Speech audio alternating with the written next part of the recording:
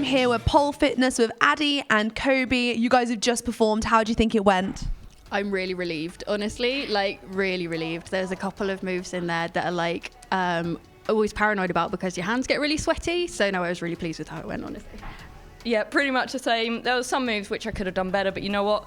I think also it's an element of you're the one who will know.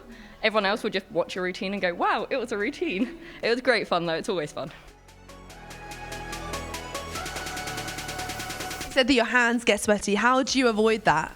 We put chalk on your hands, basically. We get like liquid chalk. Well, that's my absolute go-to anyway, because I think it's really cheap and you can get it from anywhere. And yeah, it just gives you that little bit of tackiness instead of sweatiness. So yeah, that's my like number one. And how do they judge this then? So there's a panel of judges which are watching you. What are they looking for? So they're looking for difficulty in your routine, how well you flow, if you have a character or a story or a theme in your routine, and as well, they look for basic dance things like pointed toes, nice lines, all of that. So it's very similarly marked to just a gymnastics routine. And you guys had some really impressive and quite scary moves in there at some point. I heard that you had one called the nose breaker? Yeah, basically you go upside down, wrap your legs around the pole, you then put your hands behind your back and just drop face towards the floor. And how do you know when to stop before you hit the floor? Practice. So like, I'm not sorry about it. I'm actually obviously really proud of you because you're really talented. You just mentioned that there were a few men in there. A lot of people think that pole fitness is just for women. What would you say to that? Give anything a go, basically. If it even seems like something you might slightly like to go do it, because you'll surprise yourself, basically. There'll be so much stuff that you'll be able to do.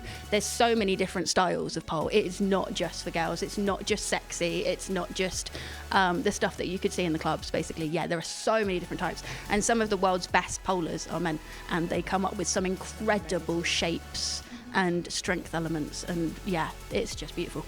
Yeah, I'll say pole, I'm the outgoing pres at York. We aim to make it as engaging, as opening a society as we can. We've ended up really quite queer, so that ends up not being a concern. But also, I've said it to many people, just, you can always say you've tried it. Come along to a taster, one class, you can say, I've tried it. It's a funny thing to put in truths and a lie, and just see what happens. And like, obviously it's not going to be for everyone, but you won't know it's not for you until you've tried it. Very true. And finally, if people want to follow you, get involved, what are your socials?